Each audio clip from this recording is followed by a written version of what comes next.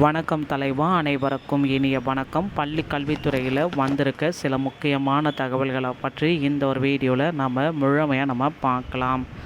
இடைநிலை ஆசிரியர்கள், பட்டதாரி ஆசிரியர்களுடைய அரசு காலி பணியிடங்களை உடனடியாக நிரப்பியே ஆகணும் அப்படின்ற கோரிக்கைகள் ஒரு பக்கம் போயிட்டுருக்கு. பள்ளி கல்வித்துறைக்கு புத்துயிர் தேவை. ஒரு குழந்தையின் பள்ளி கல்வி அதே 17ஆம் வயது வரை நீடிக்கிறது.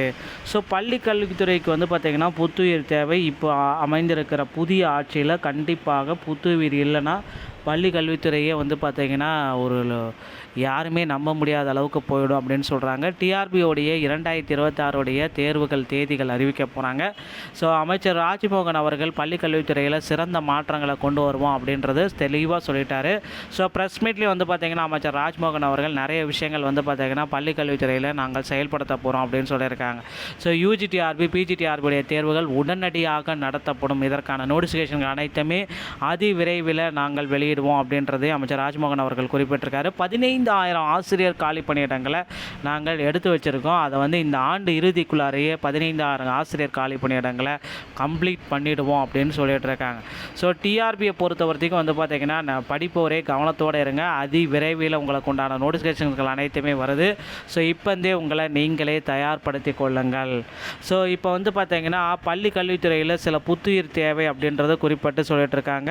நிறைய பேருடைய பாதுகாப்புகள் மாணவ உடல் நலனையும் அறிவு நலனையும் மிகவும் குறிப்பாக பண்பு நலனையும் தீர்மானிக்கிறது. எனவே அந்த காலகட்டத்தை ஒரு குழந்தையின் சமூக கருவறை காலம் என்று குறிப்பிடலாம்.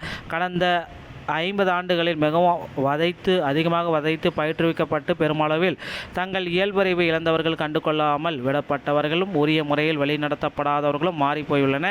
எனவே இன்றைய சமூகத்தின் பல லட்சக்கணக்கான குழந்தைகள் இருவேறு குழுக்களாக பிரிக்கப்பட்டிருக்கின்றன. இதனால் பார்த்திங்கன்னா பள்ளி கல்வித்துறைக்கு ஒரு புத்துயிர் தேவை அப்படின்றது குறிப்பிட்டு சொல்கிறாங்க.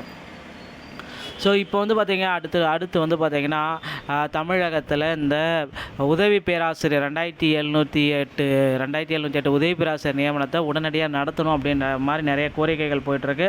ஆனால் அந்த உதவி பேராசிரியர் நியமனத்தில் நிறைய முறைகேடுகள் நடந்திருக்கனால அந்த தேர்வையே ரத்து செஞ்சுட்டு புதிய தேர்வை வைக்கலாம் அப்படின்ற மாதிரி எண்ணங்கள் பள்ளிக்கல்வித்துறையில் போயிட்டுருக்கு. விரைவில் இதற்கு ஒரு சுமூகமான முடிவுகள் வரும் அப்படின்றத நம்ம எதிர்பார்க்கலாம். டெட் தேர்ச்சி பெற்ற ஆசிரியர்கள் அனைவருக்குமே பார்த்திங்கன்னா தொகுப்பூதியத்தில் பணி வாய்ப்பை கொடுக்கலாம் அப்படின்ற மாதிரி போயிட்டுருக்கு. கண்டிப்பாக பார்த்திங்கன்னா அந்த டெட் தேர்ச்சி பெற்ற ஆசிரியர்கள் அனைவருக்குமே தொகுப்பூதியத்தில் உடனடியாக பணிக்கு கொடுக்கலாம் அப்படின்ற மாதிரி போயிட்டுருக்கு. டெட்டோடைய இறுதி தீர்ப்புகளை பார்த்திங்கன்னா வரும் திங்கட்கிழமை முதல் வெளியாகும் அப்படின்ற மாதிரி எதிர்பார்ப்புகள் போயிட்டுருக்கு. டெட்டு ப்ரொமோஷன் கேஸு, டெட்டோடைய இறுதி கட்டத்தில் இருக்கிற தீர்ப்புகள் அனைத்துமே வெளியாகிறதுக்கு நிறைய வாய்ப்பு இருக்குது. டெட்டில் பாஸ் பண்ணவங்களுக்கு உண்டான 60 மார்க் எடுத்தால் பாஸ் அனைத்து கம்யூனிட்டிக்குமே இதோடைய தீர்ப்பு பார்த்திங்கன்னா இந்த மே மாதம் இறுதிக்குள்ளார வெளியாகும் அப்படின்ற மாதிரி எதிர்பார்க்குது. முதல்வர் விஜய் அவர்கள் பார்த்திங்கன்னா ஆசிரியர்களுக்கு நன்மை பயக்கக்கூடிய செய்திகளை விரைவில் வெளியிட இருக்காரு. அதில் பார்த்திங்கன்னா 2013, 17, 19 இந்த டெட்டில் வெற்றி பெற்ற ஆசிரியர்களுக்கு கண்டிப்பாக பணி வாய்ப்பை நாங்கள் கொடுத்தே ஆகுவோம் அப்படின்ற மாதிரி குறிப்பாக சொல்லிட்டு இருக்காரு. கண்டிப்பாக ஆசிரியர் பணியிடங்களுக்கு ஏற்ப பார்த்திங்கன்னா இந்த பேட்சுக்கு பார்த்திங்கன்னா பணி வாய்ப்பை கொடுத்துட போகிறாங்க. ரெடி ஆகிக்கவங்க மக்களே. அடுத்தடுத்த தகவல்கள் எல்லாமே பள்ளிக்கல்வித்துறையில் இந்த டைம் பார்த்திங்கன்னா நிறைய முக்கியமான மகிழ்ச்சிகள் தரமான செய்திகள் வந்துட்டுருக்கு.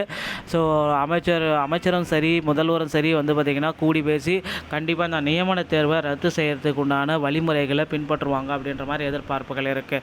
தமிழகத்தில் நியமன தேர்வு அப்படின்றது ஒன்று தேவையே இல்லை.